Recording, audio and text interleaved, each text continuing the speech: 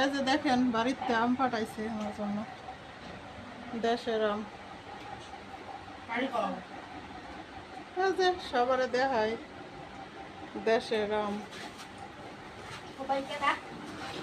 দেখছেন? এই আমের জন্য আজকে গেছিলাম বিদেশে, নিয়ে আসলাম। এই যে দেখেন সেই স্বাদ, তাই না? সেই স্বাদের আম।